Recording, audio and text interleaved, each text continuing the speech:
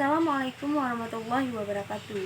Saya Melinda dari Fakultas Kelautan dan Perikanan, Prodi Pemanfaatan Sumber Daya Perikanan. Saya ingin menjelaskan tentang pengaruh polutan terhadap histopologi gonad ikan pada mata kuliah Ichtyologi kelas 02. Sebelumnya, saya ingin menjelaskan terlebih dahulu polutan. Polutan adalah bahan atau benda yang menyebabkan pencemaran, baik secara langsung maupun tidak langsung, seperti sampah. Secara sifat dapat dibedakan menjadi 4, yaitu polutan fisik, polutan kimiawi, polutan biologis, dan polutan sosial budaya. Pertama, saya ingin menjelaskan polutan fisik terlebih dahulu. Polutan fisik itu yaitu polutan yang fisiknya mencemarkan lingkungan, contohnya pecahan botol, pecahan keramik, dan besi tua. Dan ada pula namanya polutan kimiawi, yaitu polutan yang berbentuk senyawa kimia, baik secara sintesis maupun yang alami, yang karena konsentrasinya cukup tinggi, sehingga dapat menimbulkan pencemaran. Contohnya itu gas karbon dioksida.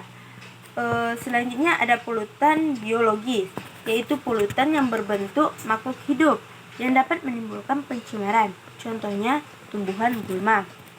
Yang terakhir adalah polutan sosial budaya, yaitu polutan yang dapat berbentuk perilaku atau hasil budaya yang tidak sesuai dengan norma sosial budaya setempat, sehingga mengganggu kehidupan sosial budaya masyarakat, contohnya anak-anak yang sedang bertawuran, anak-anak biasa.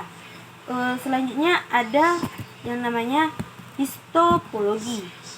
Histopologi itu adalah cabang biologi yang mempelajari kondisi atau fungsi jaringan dalam hubungannya dengan penyakit. Histopologi sangat penting dalam kaitannya dengan diagnosis penyakit, karena salah satu pertimbangan penegakan diagnosis adalah melalui hasil pengamatan terhadap jaringan yang diduga terganggu. Kemudian saya ingin menjelaskan tentang gonad. Gonad adalah bagian dari organ reproduksi pada ikan yang menghasilkan telur pada ikan betina dan sperma pada ikan jantan. Pengaruh polutan terhadap histopatologi gonad ikan. Pertama, sungai itu merupakan sumber air permukaan yang memberikan manfaat pada kehidupan manusia. Dari mata air sebagai awal mengalirnya melintasnya bagian-bagian arus sungai hingga terlahir yang terjadi secara dinamis.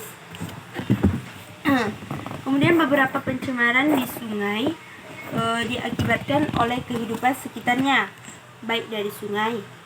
Itu sendiri merupakan perilaku manusia sebagai penggunanya. Bahkan limbah yang menyebabkan terganggunya itu seperti membuang sampah sembarangan dan aktivitas rumah tangga lainnya. Ekosistem sungai, bahkan kimia, masuk ke dalam tubuh menyebabkan masalah produksi jantan maupun betina, terutama hormon dan kelainan perkembangan pada sistem endostrem. Itu sangat berpengaruh. Polutan itu sangat berpengaruh terhadap perkembangan dari fungsi jaringan suatu gonad pada ikan. Itu akan menyebabkan kerusakan yang makin lama. Suatu gonad pada ikan itu lama berkembang sehingga gonadnya lama matang.